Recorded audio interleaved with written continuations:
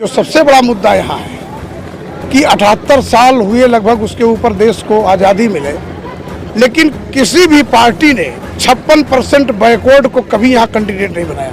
नहीं, 85 की लड़ाई लड़ना जरूरी भी है, तो पाला खींच के लड़ रहा हूँ। तो कह भी दिया है कि 85% का परिवार का हूँ, तुम्हें 85% की जरूरत नहीं है, तो हमें तुम्हारे 15% की मुझे खुद जरूरत नहीं है। और हमने कहा भी सरकार से कि अगर बुलडोजर चला प्रेम यादव घर पे, तो सरकार पर हम लोग खुद बुलडोजर चलाना शुरू करेंगे। काफी समय हो गया है, यादव समाज को याद है आज ये बात? क्या लड़ाई लड़ता हूँ तो मेरा परिवार मेरा साथ नहीं देगा? मेरे साथ हैं, इसीलिए तो साइकिल पंचर हो रही है यहाँ। आप ये बताओ, आप मुख्यमंत्री होके, डिप्टी सीएम होके, आप देवरिया में बैकवर्ड के घर नहीं जाएंगे, अन्याय हुआ। आप विश्वकर्मा परिवार कानपुर में नहीं जाओगे। आप मौर्य परिवार के दो लोगों की हत्या हुई रोनाई थाने में, वहाँ आपको कौशाम्बी में पासवान परिवार के साथ ठाकुर समाज ने हत्या कर डाला और वहाँ आप नहीं जाओगे। तो इससे जाहिर हो गया कि इसके मतलब हम लोग के साथ इतना बड़ा अन्याय, वोट हमारा राज तुम्हारा, तो ये नहीं चलेगा, नहीं चलेगा ये नारा। तो जब 85 को आप नहीं मानते तो हम तुम्हारा 15% क्यों माने? इसीलिए लड़ाई लिया, मैंने पाला खींच दिया है और पाला खींच के ही लड़ूंगा। ये मेरी शुरू की आदत रही है। तो इससे मुस्लिम को पता है कि ये हमारे मिजाज का नेता है। के पास कहाँ है? खाली कहने अखिलेश जी कह रहे थे पीडीए, तो ये कहाँ से आ गए? तिवारी जी ये पीडीए में है क्या? यार उसको थाने से जबरदस्ती पकड़ चालान कर दिया जा रहा है। हमने कहा भाई ठीक है, तुम अपना ये भी पूरा करो, गाड़ियों की कमी थोड़े है, चलने वालों की कमी थोड़े है, तुम चालान कराते रहो, हम कोर्ट से छुड़ाते रहेंगे। भाई मैं अम्बेडकरवादी आदमी हूँ, मैं मानवर काशीराम बाबा साहब, छत्रपति साहू जी महाराज, ज्योतिबा राव फुले, जो रियाल अली सिंह यादव, ईवी रामास्वामी नाइकर, इन सब का किताब पढ़ता हूँ ना। आज मैं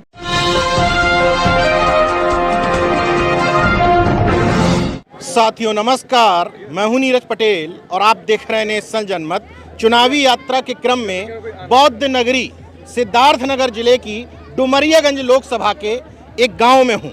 रात में यहां नुक्कड़ सभा चल रही थी।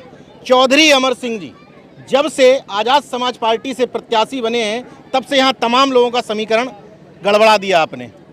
देश में या प्रदेश में बड़े आराम से दो पिटारे खुले हुए थे, एक एनडीए का पिटारा, एक इंडिया गठबंधन का पिटारा। आपके पिटारे में ऐसा क्या है कि लोग आपकी तरफ आकर्षित हो रहे हैं?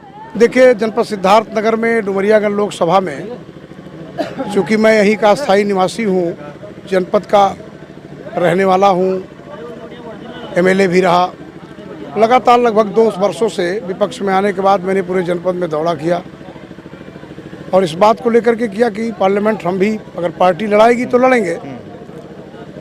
तो यहाँ जो अन्य पार्टियां हैं, बीजेपी का हो या एनडीए या इंडिया जो भी मान लीजिए, बीएसपी हो, इनके उम्मीदवार सब बाहर के हैं, आउट ऑफ डिस्ट्रिक्ट के हैं, आउट ऑफ पार्लियामेंट के हैं। और यहाँ बैकवर्ड और दलित माइनॉरिटी की संख्या सबसे ज़्यादा है। तो जो पार्टियों ने कैंडिडेट उतारा है वो जनसंख्या, वोटरों के या भागीदारी के हिसाब से नहीं उतारा है।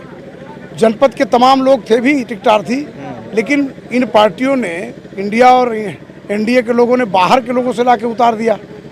तो कहीं ना कहीं से हमें तो लोकल रहने का और मेहनत करने का, निरंतर क्षेत्र में दौड़ने का, सबका सुनने का, सबके सुख दुख में शरीक होने का तो फ़ायदा मिलेगा ही। लेकिन सवाल ये है कि जो सबसे बड़ा मुद्दा यहाँ है कि 78 साल हुए लगभग उसके ऊपर देश को आज़ादी मिले, लेकिन किसी भी पार्टी ने 56% बैकवर्ड को कभी यहाँ कैंडिडेट नहीं बनाया। मतलब आप पहले प्रत्याशी बन रहे हैं? पहला प्रत्याशी आज़ादी के बाद पिछड़े समाज का, कुर्मी समाज का आज़ाद समाज पार्टी ने और हमारे नेता आदरणीय चंद्रशेखर आज़ाद जी ने सिद्धार्थनगर डुमरियागंज लोकसभा को दिया है। मतलब जीतना छोड़ दीजिए, प्रत्याशी तक नहीं बना? आज तक प्रत्याशी तो मेरे समय हम तो नहीं जान पाए, कभी सुने नहीं, कभी आए नहीं नाम। और शायद इसके लिए जो 2-5%, 15% वालों में से हमेशा प्रत्याशी बनते रहे, वो जब सत्ता में आए, जीते, तो हमारे वोटों के बदौलत जीते और काम करने लगे अपने लोगों का, और जो जिताया, जो हौसले से किया, उसको हमेशा दबाते रहे। मतलब हमारे ज़िले में जय भीम का अगर गाना गवाने के लिए दलित भाई हमारा अगर उनके जन्मोत्सव पर शुरू कर दे तो उसका तरवे जाके तोड़ देते हैं सब। अच्छा। उसको गाने बजाने नहीं देते। ये 2 साल से मैं देख रहा हूँ, निरंतर संघर्ष कर रहा हूँ, मैं लड़ाई लड़ रहा हूँ भीम आर्मी के झंडे तले। तो ये मैंने देखा तो पहली बार आज़ादी के बाद बाहर के प्रत्याशियों के बीच में अगर अपने बेटे अपने भाई को अपना समाज पा लिया है तो हौसला तो सबको होगा। अभी मैं आपका भाषण सुन रहा था, यहाँ पे गांव के लोगों को आप समझाने की कोशिश कर रहे थे। मैं देखता हूँ कि बहुत कम प्रत्याशी होते हैं जो पाला खींच के लड़ते हैं। आपने अपने भाषण में एकदम पाला खींच दिया। आपने क्लियर कट कहा कि मैं 85 की लड़ाई लड़ रहा हूँ। ये सामान्य बात नहीं है। नहीं, 85 की लड़ाई लड़ना जरूरी भी है और ये मेरी आदत तो मुझे लगता है हमारी आपकी तो बरसों बरस से मुलाकात है। मैं सत्ता में जब MLA था NDA में घटक दल के रूप में तो भी मैं लड़ता था। मैंने 3 काले कानून पर लड़ा, मैं नोटबंदी पर लड़ा, मैं कोरोना काल में व्यवस्थाओं को लेकर लड़ा, मैं 69,000 की शिक्षक भर्ती को लेकर लड़ा, मैं रिजर्वेशन को लेकर लड़ा। तो मैं तमाम चीज़ों पर सत्ता में रह करके भी लड़ा हूँ। तो वो लड़ाई तो लड़नी पड़ेगी। अब हम अपने समाज की लड़ाई नहीं लड़ेंगे लोकतंत्र के अधिकारों के तहत तो फिर दूसरों की क्या मदद करेंगे। तो मैं पहले अपने बात करूँगा तो अपने लिए लड़ाई लड़ूंगा। तो पाला खींच के लड़ रहा हूँ तो उसमें बिल्कुल है। मैंने तो कह भी दिया है कि 85% का परिवार का हूँ। अगर तुम्हें 85% की जरूरत नहीं है तो हमें तुम्हारे 15% की मुझे खुद ज़रूरत नहीं है। बहुत बड़ी बात है ये। नहीं, कोई बड़ी बात नहीं है। कौन बड़ी बात है? जब तुम हमारा 85% का कदर नहीं होगा तो मैं तुम्हारी कदर करूँगा। मैं तो पाला खींच के गया था। आप ही ने मेरा इंटरव्यू लिया था। अभी देवरिया में आपको मैंने इंटरव्यू दिया था। जो घटना हुई थी, एक मेरे पिछड़े समाज का यादव परिवार के प्रेम यादव जी की किस तरह से धोखे से सत्यप्रकाश दुबे ने हत्या करवाया और वहाँ के MLA सलमान त्रिपाठी ने क्या क्या खेल खेला और मुख्यमंत्री डिप्टी CM से लेकर जितने मिनिस्टर सत्ता के MP MLA जितने थे, यहाँ तक मेरे जिले के भी सत्यप्रकाश दुबे के कम्युनिटी वाले बिरादर वाले गए, थैला भी दिए, वहाँ अपना सांत्वना दिए। लेकिन मेरे परिवार पिछड़े परिवार के घर वो नहीं गए। क्या समझ के नहीं गए? क्यों नहीं गए? ये मुद्दा काफ़ी समय हो गया है। यादव समाज को याद है आज ये बात? यहाँ आप जब आए हैं जिले में हमारे इस लोकसभा में तो आपको पूछने से पता चल जाएगा कि वो हमारे साथ मेरे साथ हैं। इसीलिए तो साइकिल पंचर हो रही है यहाँ, क्योंकि पिछड़ा समाज ये जान गया है कि हमारी मददगार इस जिले से नहीं, बलरामपुर, गोंडा, बस्ती, महाराजगंज, आज गोरखपुर, कहीं प्रेम यादव के घर कोई नहीं गया। और आपने जब इंटरव्यू लिया था तो मैंने उस समय कहा भी था, वहाँ लोगों ने और मीडिया वालों ने पूछा कि आप सत्यप्रकाश प्रेम यादव के घर गए? आप सत्यप्रकाश, हमने कहा वो मेरे घर सब नहीं आ रहे तो उसके घर में क्यों जाऊँ? हम अपने घर आए हैं, अपने घर जाएंगे। और गया दहाड़ के और मिला भी परिजनों से, जो भी मुझसे यथासंभव मदद हो पाया मैंने किया। और हमने कहा भी सरकार से कि अगर बुलडोजर चला प्रेम यादव घर पे तो सरकार पर हम लोग खुद बुलडोजर चलाना शुरू करेंगे। ये मैं चुनौती दे के आया था। तो लड़ाई लड़ता हूँ तो मेरा परिवार मेरा साथ नहीं देगा। तो आप ये बताओ, आप मुख्यमंत्री होके, डिप्टी CM होके, आप देवरिया में बैकवर्ड के घर नहीं जाएंगे, अन्याय हुआ। आप विश्वकर्मा परिवार कानपुर में नहीं जाओगे। आप मौर्य परिवार के 2 लोगों की हत्या हुई रोनाई थाने में, वहाँ आजमगढ़ में नहीं जाओगे। आपको शाम्बी में पासवान परिवार के साथ ठाकुर समाज ने हत्या कर डाला और वहाँ आप नहीं जाओगे। तो इससे जाहिर हो गया कि इसके मतलब हम लोग के साथ इतना बड़ा अन्याय, वोट हमारा राज तुम्हारा, तो ये नहीं चलेगा, नहीं चलेगा, ये नारा तो देना पड़ेगा।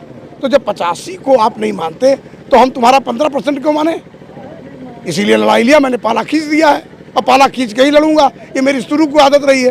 भाई मैं अम्बेडकरवादी आदमी हूँ। मैं मानवर काशीराम, बाबा साहब, छत्रपति साहू जी महाराज, ज्योतिबा राव फुले जो हमारे बहुजन समाज के महापुरुष हैं, मैं उनका अनुयायी हूँ, उनका भक्त हूँ। उनका लिखा पढ़ा ललई यादव जी, पेरियार ललई सिंह यादव, EB रामास्वामी नाइकर, इन सब का किताब पढ़ता हूँ ना। आज मैं तमाम लोगों से मिला, मैंने बातचीत भी की। ये तो समझ में आया कि हाँ, माहौल बन रहा है। अब एक बात आपसे समझना चाहता हूँ, इस समय 2 धड़े हैं आमने सामने।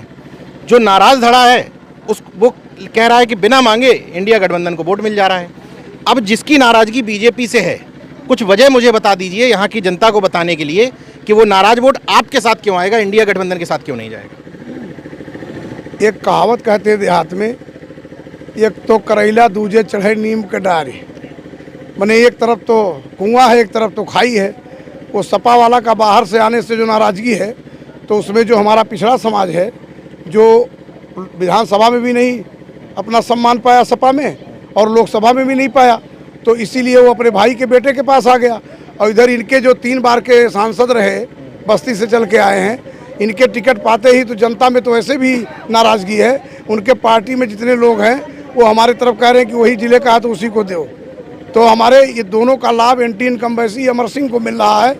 और सबसे बड़ा ये है कि हमने जो 85% और इस आज़ादी के बाद पहली बार जो हमारे आदरणीय चंद्रशेखर आज़ाद जी ने एक पिछड़े समाज के, किसान परिवार के, कुर्मी समाज के बेटे को यहाँ अवसर दिया है, तो उसका भी तो लाभ मिलेगा।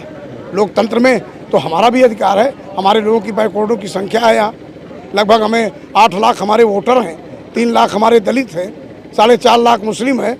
तो इनका क्या पता लता चलेगा? ये क्या लड़ाई लड़ेंगे?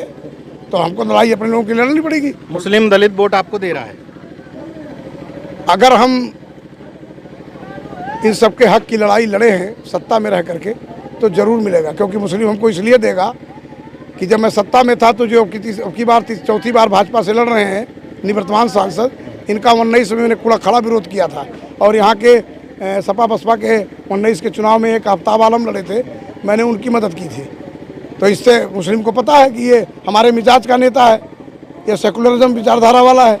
और हमने सरकार में, सत्ता में, भाजपा में एनडीए के रूप में रहने के बावजूद भी मिसाइल मैन, पूर्व महामहिम राष्ट्रपति मरहूम APJ अब्दुल कलाम साहब का स्मृति द्वार बनवा रखा है। पहला MLA था मैं सत्ता का।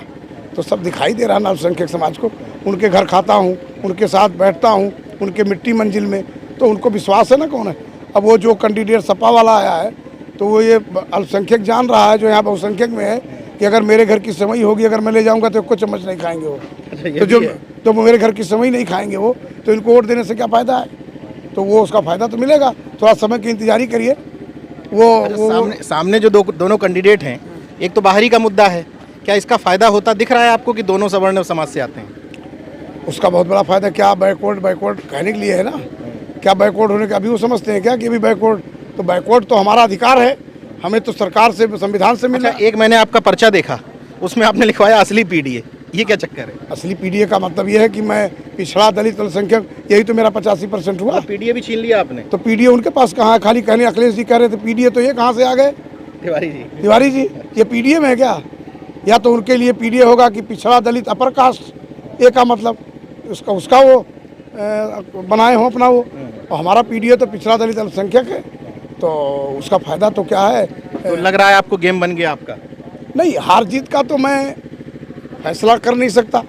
ये तो हमारे 19 लाख मतदाता जो हैं वो तय करेंगे। लेकिन इतना विश्वास जरूर है कि आज़ादी के बाद पहली बार अगर किसी को अवसर मिल रहा है तो चूकेगा वो तो ज़रूर उसका फ़ायदा लेगा।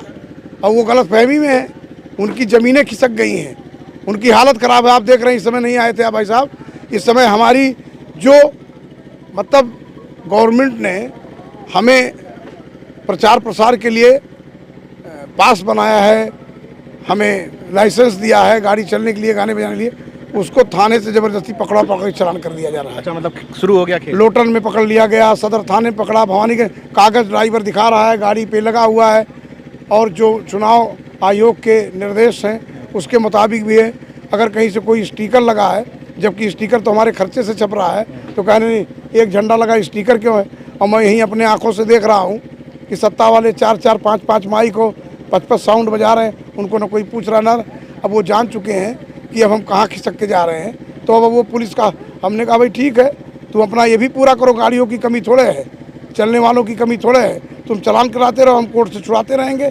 तब तक 4-6 दिन का चुनाव और है, 10-5 गाड़ी तुम चलाने कर दोगे, तो उसका जवाब तो सिद्धार्थनगर के हमारे 85% के लोग देख रहे हैं, सुन रहे हैं, तो उसका तो देंगे ही। मैं प्रदेश की तमाम लोकसभा क्षेत्रों में गया, लेकिन जिस तरीके से चौधरी अमर सिंह स्पष्ट तौर पर लाइन खींच के, पाला खींच के 85% की बात कर रहे हैं, वो जल्दी चुनाव लड़ने वालों की हैसियत नहीं पड़ती। और जो परिस्थितिजन्य साक्ष्य अगर देखें तो आज़ाद समाज पार्टी के प्रत्याशी की गाड़ियों से दिक्कत होने लगी, पुलिस डिस्टर्ब करने लगी, इसका मतलब सत्ता में कुलबुलाहट तो है। अब ये कुलबुलाहट कितना वोट बैंक के रूप में परिणति हो पाएगी, ये 4 जून तय करेगा। देखते रहिए नेशन जनमत, जागरूक और सजग बने रहिए। जय विज्ञान, जय संविधान, जय लोकतंत्र। धन्यवाद।